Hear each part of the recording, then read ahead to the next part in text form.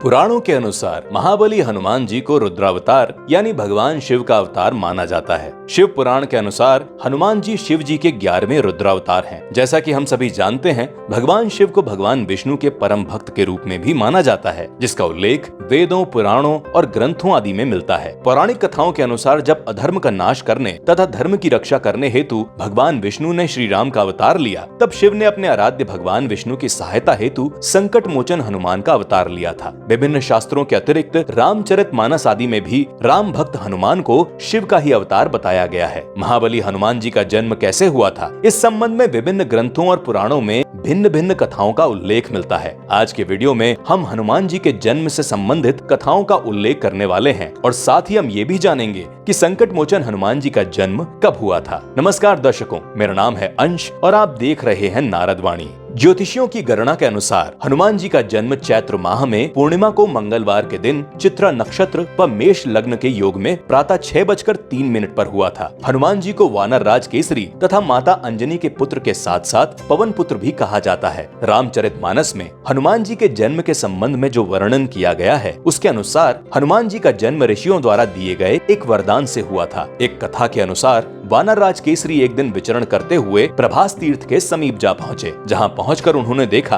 कि ढेरों ऋषि समुद्र के किनारे यज्ञ व हवन पूजन कर रहे हैं। तभी वहां अकस्मात कहीं से एक अत्यंत विशालकाय हाथी आ पहुंचा और आते ही ऋषियों की पूजा में विघ्न डालने लगा। उस उद्दंड हाथी के कारण ऋषियों की पूजा में व्यवधान उत्पन्न होने वाले इस दृश्य को देखकर वानरराज केसरी को उस हाथी पर क्रोध आ गया और उनसे रहा न गया। उन्होंने उसी क्षण पर्वत के शिखर से छलांग लगा दी और उस विशालकाय हाथी के दांत तोड़ दिए। उस पर भी जब हाथी नहीं माना तो उन्होंने उस हाथी का वध कर दिया। वानरराज केसरी के इस पराक्रम और आस्था से ऋषिगण अत्यंत प्रसन्न हुए और उन्होंने वानरराज केसरी को एक असाधारण पुत्र का वरदान दे दिया। ऐसा बलशाली पुत्र जो रुद्र के समान हो, इच्छानुसार रूप धारण कर सके तथा पवन के समान पराक्रमी हो। तत्पश्चात माता अंजनी ने महाबली हनुमान को जन्म दिया। एक अन्य कथा के अनुसार एक दिन सूर्यास्त के समय माता अंजनी मानव रूप धारण कर पर्वत के शिखर की ओर जा रही थी। डूबते सूर्य की लालिमा से उत्पन्न उस मनोरम दृश्य को निहारती माता अंजनी को सहसा यह आभास हुआ जैसे कोई उनके वस्त्र खींच रहा है। अकस्मात ही अत्यंत वेग से चलते वायु से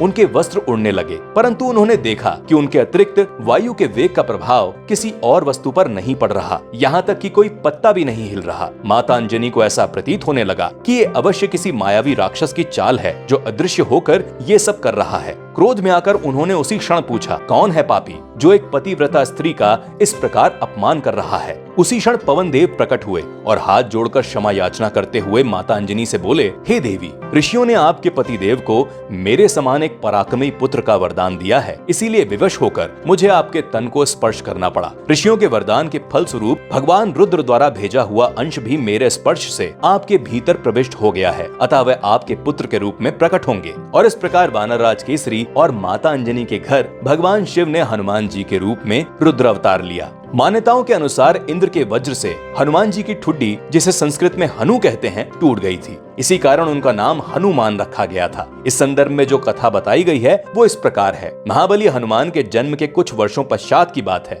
एक दिन बालक हनुमान अकेले खेल रहे थे, तभी उनको भूख लग गई और उन्होंने उगते सूरज को देखा तो उन्हें लगा कि ये कोई फल है। वे सूर्य को पकड़ने हेतु आकाश में उड़ने लगे। सूर्यदेव को लगा नन्हा बालक है, स्वयं ही थक हार कर लौट जाएगा। इस कारण उन्होंने अपने तेज से बालक हनुमान को जलने नहीं दिया। पवन पुत्र हनुमान अत्यंत वेग से सूर्य तक पहुंच गए और जिस समय उन्होंने सूर्य को पकड़ने के लिए हाथ बढ़ाया, उसी समय राहु भी सूर्य पर ग्रहण लगाने वाला था। जैसे ही हनुमान जी ने राहु का स्पर्श किया, भयभीत राहु वहां से भागकर इंद्र के पास जा पहुंचा और उनसे प्रार्थना करने लगा, हे देवराज, अपनी क्षुधा शांत करने हेतु आज अमावस्या के दिन जब मैं सूर्य को ग्रस्त करने गया, तब देखा कि दूसरा राहु सूर्य को पकड़ने जा रहा है, जबकि सूर्य और चंद्र पर ग्रहण का अधिकार आपने बस मुझे ही दिया था। राहु के मुख से ऐसी बात सुनकर देवराज इंद्र भी आश्चर्य में पड़ गए। वे उसी क्षण राहु के साथ सूर्य देव के समीप जा पहुंचे। तभी राहु को देखकर हनुमान जी सूर्य को छोड़ राहु के ऊपर झपट पड़े। भयभीत होकर राहु ने इंद्र को रक्षा के लिए पुकारा तो उन्होंने हनुमान जी पर वज्र से प्रहार कर दिया,